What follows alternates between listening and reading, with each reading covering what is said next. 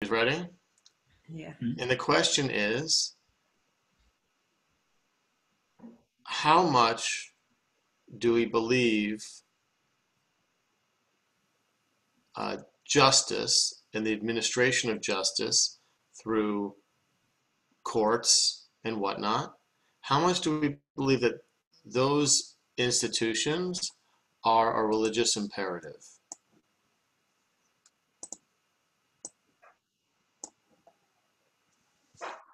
Right? Do we believe that religion should inform our ideas of the application of justice, um, And systems. and to what degree? And systems.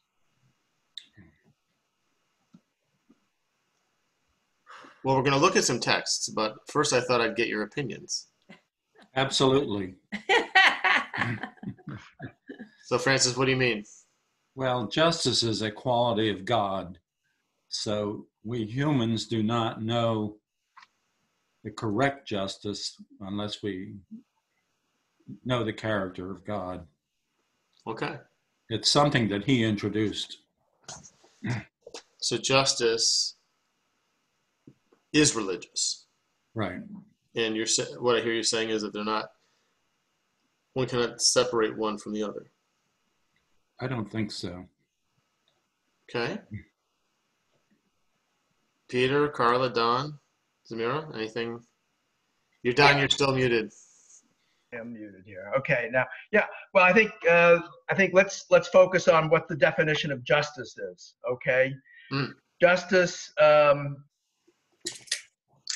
seems it isn't just how you deal with your fellow human beings. Justice has a connotation of and beyond that. In other words, it really, when I think of justice, I think of if you do wrong, there's a price to be paid for doing wrong. Now maybe that's too narrow. Perhaps. Focus when I think about justice, I think more on doing wrong and making, having some penalty to pay for bad behavior rather than the positive. So that's where I'm focused. But I think, yes, certainly in our teachings there is focus on making right or paying a penalty for wrong behavior. That what comes to mind is the classic line. Eye for an eye, tooth for a tooth. That whole thing certainly focuses on, I think, the issue of justice.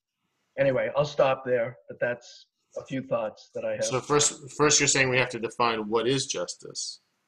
Yeah, I think that would be a good start. Yeah. Does it go beyond the negative? Okay. Anyone else before we get into some of our stuff? Well, we speak of justice in context of our country, the Torah, and so on. But justice is defined differently in other states, in other religions, which may be more severe and more judgmental than we are in a negative way. So you have to rely on your set of values for the definition. Okay, so I hear, Peter, you're talking about the subjective definition of justice. That's right. And I think Francis was alluding to that before in terms of true justice is unknowable to us, right? That's an attribute. We think of that as an attribute of God, and yes.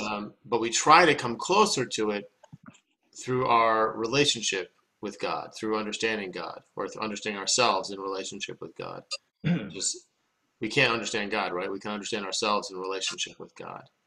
And so No. let me probe a little bit further, Don, with something that you said, which was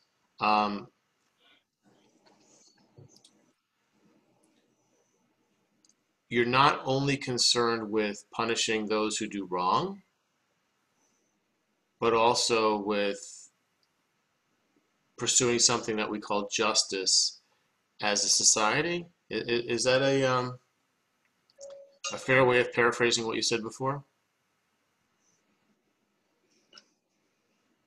Um, um, I framed my question with a statement that justice to me means making right when somebody does something wrong. Corrections. Okay, got you. That's what I was focused on. That's what when I see justice, that's what springs to my mind is making right. Like an eye for an eye. That sort of that classic Yeah. line: eye for an eye, tooth for a tooth.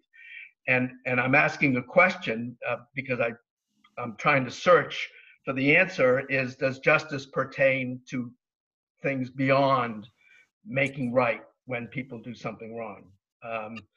Does it spill over into the positive aspects of human relationships? And I'm having trouble stretching the definition of justice to that realm of positive human behavior. Okay. So the May I, rabbis, sorry? may I say something? Please, Zamira, go ahead. Okay. I think Peter was right. Justice is a very subjective thing. And in the name of justice and God, people killed other people because they say this was justice, this was from God. So it's a very subjective thing. Yes, it is very subjective. So our challenge then, It can't be. or one of our challenges, is to perhaps be a little less confident in certain parts of pursuing justice and more confident in others,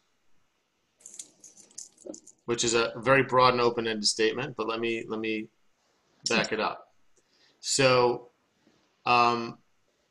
just thinking about what the Torah teaches us about justice, okay? And just sticking to the book of Exodus, the book of Shemot, for a moment. Well, actually, I'm forgetting where lex talionis, or measure, what we call an eye for an eye. I'm forgetting where that is, if it's in Exodus or not. But Don, we have that case, which is the rabbis quickly interpreted as midah keneged midah, meaning which Shakespeare made into a play, measure for measure. So what we understand that section of the Torah to be teaching us is a couple things. One is that, and we see this repeated in other places in the Torah as well. One is that when someone is wronged, there needs to be some sort of tashlum in Hebrew, some sort of recompense, financial and or justice, jurisprudential. Is that a word? You went on now. Whether through the legal system of punishments or also through remuneration to the victim, right? So we definitely see that in the Torah, both here, midah keneged midah, an eye for an eye, which was famous. Is one of my favorite sections of the rabbinic logic, where they ask, how do we know that this must be about money and not literally about an eye for an eye? Because what happens if a blind person blinds someone else? It surely can't mean you take their eye because they're already blind, right? Therefore, it must be about financial remuneration. So that's one of my favorite little logic pieces of the rabbis. So we see that in one instance, right? But we also see in the Torah commandments about how we administer justice. Not in the individual case necessarily, but kind of in the big picture, right? That we cannot favor the wealthy or give the benefit of the doubt to the poor. Right. Right? There are elements of equality or equity that are stressed in how the legal system should be administered. And those are all right there in the book of Exodus. So I think that's a good tangent, kind of a good segue into our text this morning, or two texts. The first I wanted to look at is from the book of Exodus, and I believe it points out through its placement just how important the administering of justice is in a society, in a religious society, because it comes before the giving of the Ten Commandments. And there are two fundamental ideas, maybe three fundamental ideas of Judaism that we are given, or we see in action between the Exodus and Mount Sinai. Right? And those three things, which are cornerstones of Judaism. One is manna, so food or sustenance. Right? That happens before the Ten Commandments. We have Shabbat, also because in the giving of the manna, the people are told to gather 2 portions on Friday so that they don't have to gather and do that kind of work on Shabbat itself.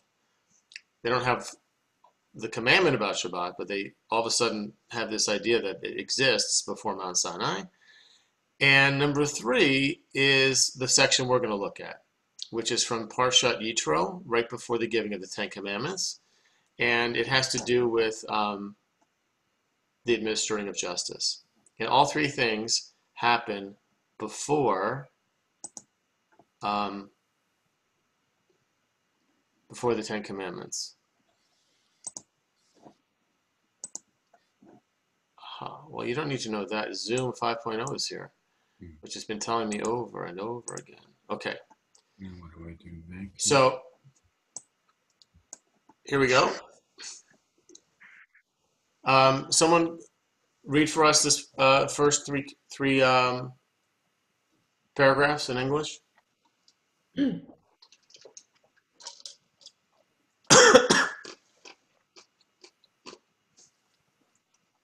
Next day, Moses sat as a magistrate among the people, while the people stood about Moses from morning until evening. But when Moses' father-in-law saw how much he had to do for the people, he said, "What is this thing that you are doing to the people? Why do you act alone, while all the people stand about you from morning until evening?" Moses replied to his father-in-law, "It is because the people come to me to inquire of God.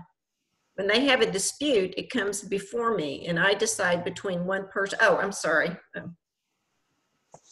There you go. So, what's the situation?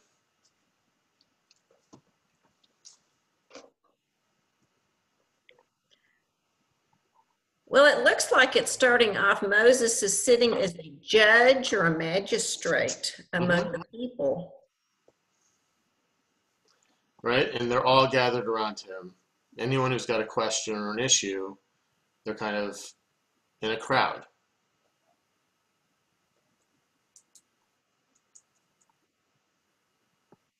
And it's interesting that in the application of justice here, Moses' answer to his father-in-law is that they are coming to me to inquire of God.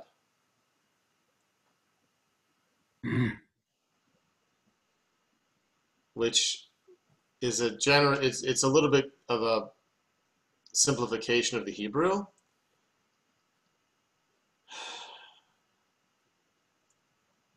Ki yavo elai ha'am. Oh, no, it is. Lidrosh Elohim.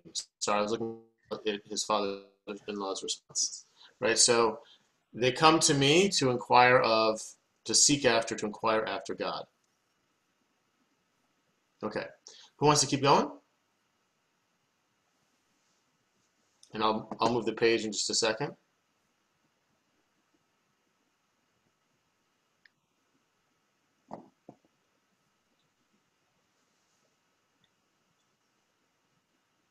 Someone willing to read out loud? Take over from Carla? When they have a dispute, it comes before me, and I decide between one person and another, and I make known the laws, the laws and teachings of God. But Moses' father-in-law said to him, "The thing you are doing is not right. You will surely wear yourself out, and these people as well, for the task is too heavy for you, and you cannot do it alone." Okay, keep going. Now listen to me. I will give you counsel, and God be with you. You represent the people before God. You bring the disputes before God, and enjoin upon them the laws and the teachings, and make known to them the way they are to go and the practices they are to follow. You shall also seek out from among all the people capable men who fear God, trustworthy men who spurn ill-gotten gain. Set these over them as chiefs of thousands, hundreds, fifties, and tens, and let them judge the people at all times. Have them bring every major dispute to you, but let them decide every minor dispute among themselves. Make it easier for yourself by letting them share the burden with you. If you do this, and God so commands you, you will be able to bear up, and all these people too will go home unwearied. Moses heeded his father-in-law and did just as he said. Right, so then Moses chose capable men out of all the Israel and appointed them heads over the people, and it goes on. Okay, so here in this section, how many different instructions or pieces of advice can we identify that Yitro gives to Moshe?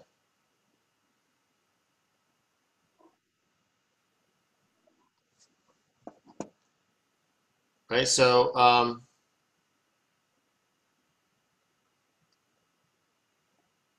when we start here, here's the bit of advice. Right, the thing you are doing is not right. You will surely wear yourself out, and the people as well. For the task is too heavy for you. You cannot do it alone. That's more of a description of the situation than advice, right? Here I will give you counsel and be with you. So number one is you represent the people before God, right? So it's God, Moses. You're between the people and God, and you are the primary conduit, right, of the teaching. But you can also seek out from among all the people capable men, in this case, or people who fear God. Okay, so people who fear God, that's number one, in terms of who should be involved in carrying out justice. People who fear God, trustworthy people who spurn ill-gotten gain. Does that mean a bribe? Well, yes, it certainly would include bribes. Does it include more, I think, would be another question. Yeah.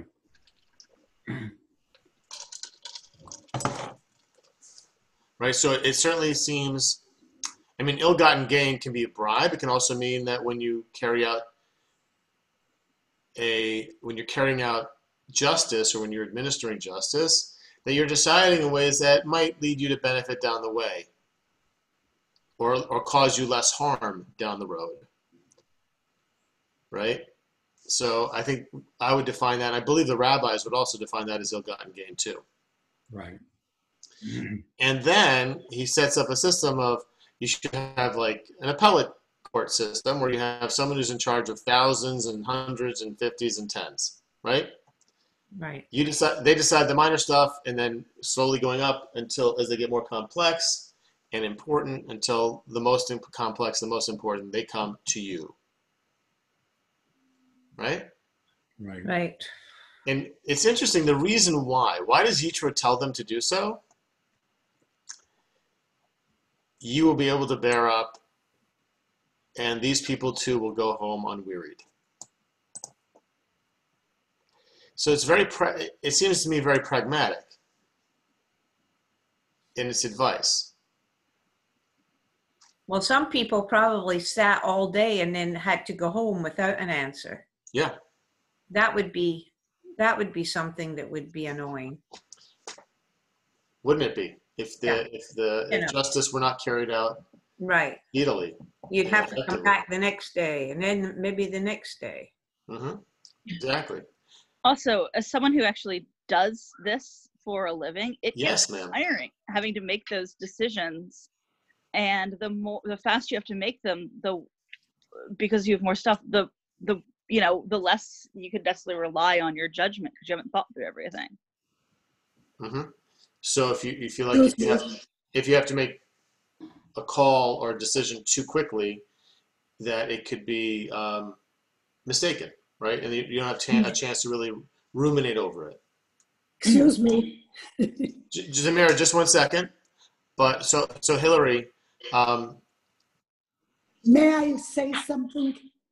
Zamira, just 1 second. I have a question for Hillary first. Okay. Mhm. So Hillary, what are the biggest impediments or the biggest challenges for you? Because aren't you literally a magistrate? Yes. Okay. So what are the biggest impediments to you carrying out justice in a way that allows you the time to process and think things through holistically, or in a way that satisfies you? Frequently just the amount I have to do. If, it's a busy night and people just keep getting brought in, I don't necessarily have the time to sit and consider every, this person shoplifted from Walmart, but they did, this is what their record looks like, and this is their history of appearing in court, that sort of stuff. I don't necessarily have time to consider all that before I have to decide what to do with them. Yeah. And it's partially how busy it is, and partially how busy it is determined by what happens out in the world, Mm-hmm. and partially by how many of you there are. Right. And, also, so like when I'm hearing small claims cases, people really, they owe it to me to have their time, or I owe it to them to actually listen to them. But at the same time, there may be, and I may have 100 cases, and most of those are actually really fast, but I may have if I have 5 money owed cases, I have to listen, I have to give everyone their due so they're heard, so I can consider everything, and so they feel that they've been heard, even if I have to rule against them. Yeah. Excuse me. Yes, Samira. The thing is, we have to look at it from a practical point of view. Very simple. If he dies, who is going to take his place in judging if he's the only judge? Also a very good point.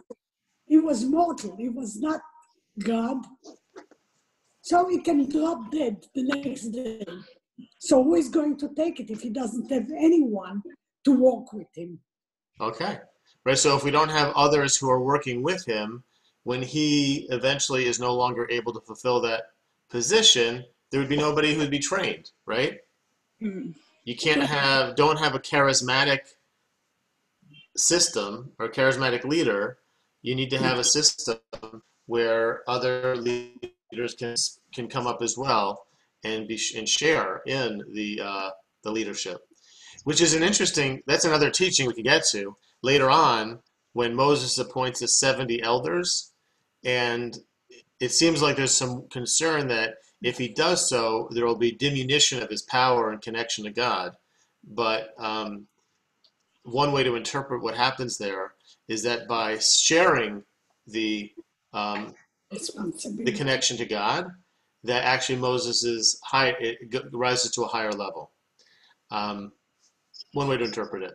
So we can see, so why we were looking at this before we look at the Mishnah is to see just how important, how essential the administering of justice is within Jewish tradition. It goes back to the very, very beginning, even before the giving of the Ten Commandments, right? So it's essential. So let's take a look here at Pirkei Avot 4:6, which is very succinct, and might give us a thing to talk to. Rabbi Yishmael beno Omer, Hachoshech atzmo min hadin, porek mimenu eva v'gazel u'shvuat shav. So Rabbi Yishmael, this is Rabbi Yishmael ben Chalafta. Remember we looked at Rabbi Yishmael ben Yosei, because last week we looked at Rabbi Yosei ben Chalafta. So I believe we're at Rabbi Yishmael ben Yosei. Rabbi Yishmael, his son, said, one who refrains from going to court, hachosech atzmo min hadin, so you find ways to prevent going to court or going to settle disputes, separates himself from enmity, robbery, and false oaths. If you find a way not to go to court, you're going to separate yourself from enmity, robbery, and false oaths. Does that sound good? Whether you agree with the cause, it's a good result, right?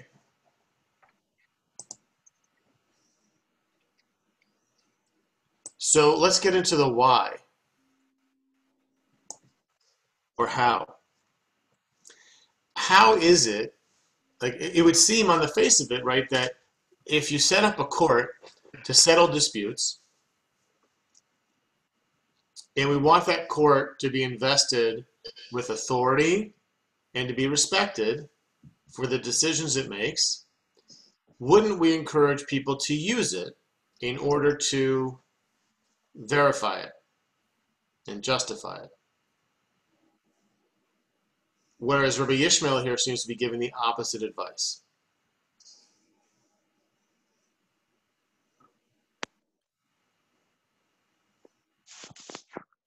Again, speaking from my own experience, if people could get along, they wouldn't need us.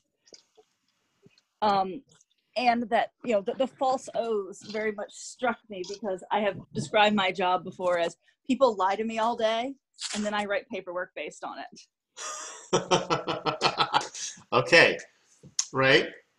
So people lie to me all day, and then I write paperwork based on it. I think, Hillary, that is very much the concern of Rabbi Yishmael here. Right, that there's a difference. I think what Rabbi Yishmael is saying is that there's a difference between two parties to a dispute reaching a settlement on their own, imperfect as it may be. There's a difference between that and a court imposing a decision, imperfect as that may be.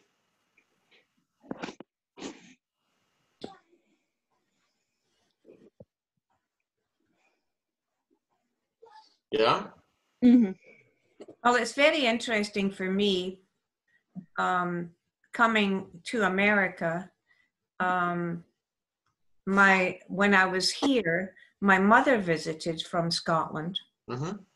And then she went home, and my brother decided he would come to America, and he applied for a job and he got it. And then after he had made all the arrangements and coming to America, selling his furniture and all that you do, the company wrote back and said, "Oh, sorry. We're not taking you on after all." Oh. And my mother, who had only been here, she had stayed with us for 6 months at that time. She said, "Oh, in America, they sue. They don't take that." Whereas my brother went, "Oh my gosh, what am I going to do?" He just accepted what the company said. Yeah. And that was it. And my mother said, "Oh no, that's not the American way. They sue." Yep. No, just you sit down and we'll form a letter to this company. And so the company ended up taking him. And They did. and he came to America because he had done everything up to, it was the last minute for him, you know? Yeah. So I just thought that was interesting that, you know, this is one of the things that's also in our New Testament is that, you know, make peace before you run to court. Don't be so fast to run to court. Yeah. You know, try and work it out before, so with your dispute before running to court. Yeah. Yeah. So I found a related comment here. Apparently taught in law school is Abraham Lincoln's motto, what? which is a bad settlement is better than a good lawsuit. Yeah. Yeah. Exactly. Okay. A bad settlement is better than a good lawsuit. Right. Right. For probably for a number of reasons. So that seems to be what Rabbi Ishmael here is saying. Yeah. Right. Yeah. That even a bad settlement is better than a good lawsuit, because when you go to court, by bringing a third party into it, you're going to have a lot of issues that arise. For example, making an oath to tell the truth before you speak to the court, right? Yeah. And when you have two litigants, each swearing an oath to tell the truth and telling divergent views, some of that can be explained by perspective, perhaps. However, as Rabbi Yishmael indicates here, it also could very well be that someone is making a false oath. And they're being motivated to do so in order to encourage the judge to reach a certain conclusion. Right? Enmity, we also see, because someone is going to come out of the court winner and someone's going to come out loser. Right. And the loser is not going to be very happy, most likely. Right? So you're going to create enmity, a likelihood that someone swore a false oath. And here's where robbery comes into it, I believe. So when one administers justice as a judge or a magistrate, and you have facts before you based upon which you have to decide how much does one person owe another, and let's say that in God's world, or according to God's perspective, there's an exact figure. Three times. Right? That there's an exact figure that could make everything even. Which is already a troubling idea, but let's just go with it for a moment. Even if there is, how likely is it that there's a human being who can reach the same conclusion? Right? Very unlikely. And then you have a court that is forcing a person to pay too little or too much to the other person. So you're either robbing the person you're taking too much from, or you're robbing the person you're not giving enough to.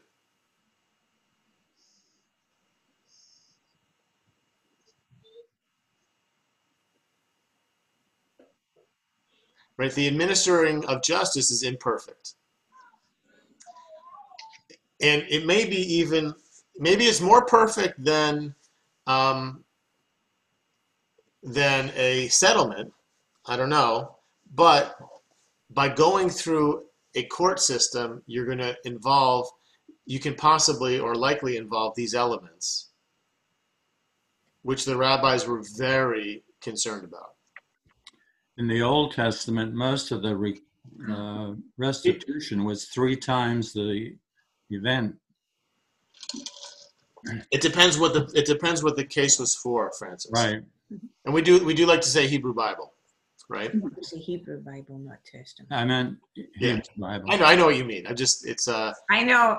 We just learned that that's a sort of an insult. I'm sorry. It's It's what you were taught to do It's just a for a habit. long time. The 3 times was Yeah, of course. administered by God. So it depends on what the infraction was for. Right. Sometimes it's 3 times. Sometimes it's repaying the amount plus 20% or 1/5 the value. Right. It depends what kind of case you're bringing. Okay. Okay. So we see the challenges, and let's also look at the challenges of the magistrate, Hillary. This is for you, which I don't believe applies to you at all. I think that you take it very seriously. But Vehagas libo bohora'ah, one who is haughty in their administration of justice or in their teaching of justice, shote rasha v'gam ruach, is foolish, wicked, and also ruach, literally wind or full of wind, but we're going to take that to mean arrogant. Right? So Rabbi Yishmael here is speaking 2 teachings that come to help us look at the administration of justice in the court system. And the first sentence talks about why you should refrain from going to court. And the second sentence applies to the judge, or the judges, right? Because often, most of the time, if possible, you would have a Beit Din, a court of 3 judges. That way, a panel can never be split evenly. And tells you don't be haughty in your administration of justice, because to do so makes you foolish, wicked, and arrogant.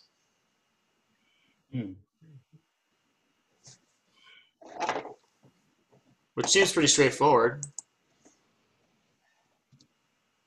No? Yeah. Just give me a second and I'll get you some more. Anybody have? I mean, I'm not sure what to make of that in a more complicated fashion. It doesn't really puzzle us, does it?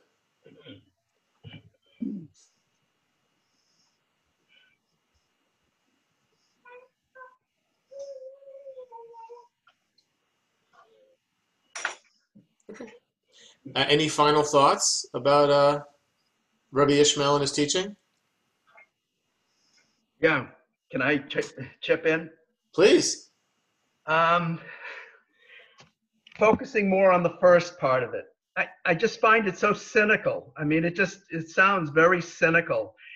And one of the problems that I have with, and this is probably a good example of some of these teachings, is that they're so absolutist. And I don't know if that's a problem with the translation or just the style of that time. Yeah. But, when I read that, I object to the language. Again, I don't know if it's a problem with translation. So let me give you the way I read it, or I would like to read it. If I was an editor, yeah. If I was editing this is the way I would phrase it. Okay. So the advice that he's giving, I sort of agree with. I sort of know what he's saying, but it strikes me as being very cynical. So the way I would say it, instead of saying refraining from going to court, as if going to court is the worst thing that you can possibly think of, which it really isn't, I don't think, in all cases. But one who has no other options other than going to court, one who cannot resolve whatever his problem is. The dispute. With another, the dispute, okay? Be aware that going to court may result in an imperfect solution, okay? Yeah. That's the way I would choose to edit it, but it doesn't say that if you take the language at face value. it says separates himself. Again, another oddity of language here. But basically what it's saying is, you know, if you're going to court, you're up the creek. You know, this is what's going to happen to you. You're going to suffer from the following things. That's sort of the way I read it. And it's not true. You know, it just isn't true. Sometimes going to court does result in a fair compromise that may be acceptable to both parties. You know, nobody wins completely and nobody loses completely. That's now maybe I'm a bit of an idealist, but I think that is the case. It doesn't always result in an unfair decision where people, one person that feels that he is, you know, won and the other person feels they're losing. Sometimes people do go to have a dispute resolved in a way that is acceptable to both as a reasonable compromise by somebody who is fair and smart and able to perhaps see the middle ground in a dispute. So Don, what in the first sentence tells you that this is an absolute teaching? What tells me that? Yeah, what makes it absolute? Well, I think the statement itself. If in other words, if you decide not to go to court, if you decide to not go to court, you're doing a wonderful thing because you're avoiding the following, you know, terrible experiences. I mean that's what I see in that. Again, taking it quite literally. It doesn't. There's no middle ground here. It seems like it's a very declarative sentence. Well, let me put it in. Or you're flipping it around. If you want to avoid, you know, having to deal with lies, being robbed, dealing with hatred, then you better avoid going to court. I mean, that's what I read in that, taking it quite literally. I don't see a softer, more nuanced statement there as I tried to edit it, you know, a while ago. I don't think that, I mean, first of all, the rabbis very much created a system of jurisprudence, right? They created courts and they had rules for how that justice should be administered. So I don't think we can look upon them and say, oh, you know, they were against having courts. This is a piece of wisdom literature that we have to see within the context of a society that they were advocating for, in which you had courts, right? And you had, in this case, and those were rabbis who were the ones who were trained to carry out the judgments and to administer the law. Right? If we look at the Talmud, let's remember that a huge percentage of the Talmud is actually civil law and criminal law. That's true. Right? It's about, because they were responsible for all of society. Here we just have one of the early rabbis saying, the way I read it is the way Don brought in President Lincoln. Right? Better to have the parties reach some sort of conclusion together than to involve the court where there's a likelihood that you will have a false oath sworn, where that the court will insist on the taking of property from one person to another that's not defined by justice in a perfect sense, and where the people will leave angry. Whereas if they shake hands, even if it's in a kind of belligerent way, when they reach a settlement, that's a better outcome. So that's kind of how I read it. I agree with the wisdom, but you too have edited it. That's not exactly what it says any more than, you've edited it in a way that makes it more palatable. And I certainly agree with the more palatable Yeah. editing that you've done and that I tried to do. But Yeah. that's not what the statement says if you take it at face value. It basically says avoid courts like the plague, that at face value. That's the way I read it. And a lot of this wisdom is sort of read in a very black and white. It doesn't leave any much wiggle room unless you try to read into it the nuance that I find not there. Okay, you have to sort of create the nuance. So, well, maybe let's see if we can get somewhere by using the structure of the sentence, but replacing the nouns or the subjects. Okay. And I'm just doing this on the fly, so let's just see if it brings us any wisdom. One who refrains from drinking alcohol separates himself from alcoholism, from laziness, and from, let's say, not lazy, from alcoholism, from waking up late in the morning, and from, I don't know, a third thing, like, right? There's money. Poverty. And poverty. Yeah, okay, and poverty. Good. Okay. Right, so refraining from drinking alcohol separates yourself from these three things, right? Right. Now, it doesn't say that if you drink some alcohol, those three things are going to happen to you, right? But it does set it up that if you refrain from drinking alcohol, you can avoid those three things. Or you can separate yourself more from them.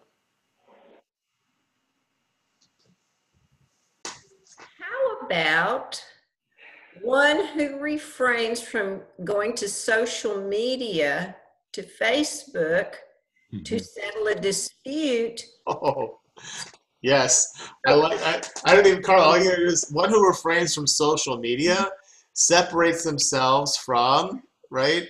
Let's think easily three things, right? From falseness, from partisanship, and from self-righteousness.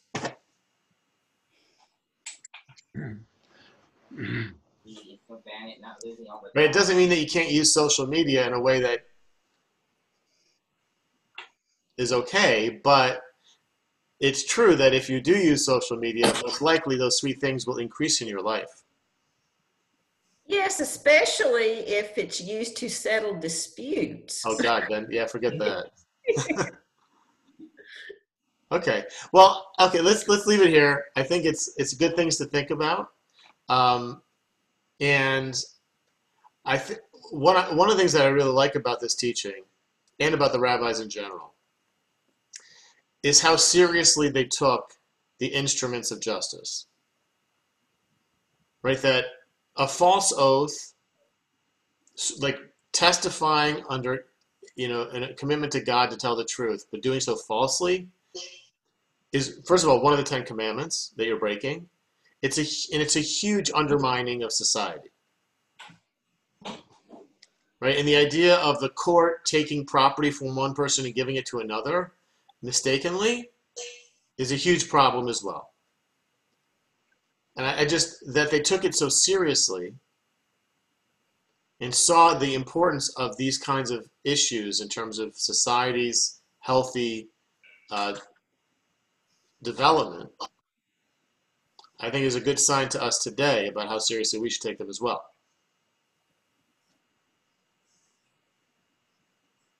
So, great conversation, great discussion. Next week will be our last session for a little while because I'm going to go on a little vacation. So we will be off for the month of July. But have no worry, there will be other opportunities to learn. My stepfather, Anshel Weiss, is going to be starting a Parshat HaShavua class, a a study of the weekly Parsha as well in the month of July. So we'll have other options, but we're gonna Pirkei Avot will take after next week. We'll take a little hiatus for some of the summer. Okay. Thank you. But I'll miss all your faces. I guess it's so great to see everyone's face and to hear your voice and engage in this conversation, this sacred conversation, even though we're isolated and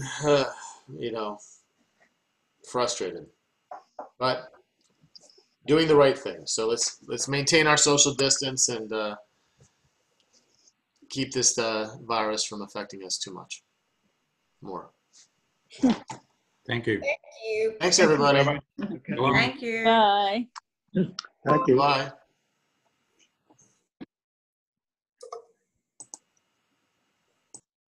Well, you have to get rid of this thing. Yeah. This should be, Let's see. here it It'll is. go. There, leave.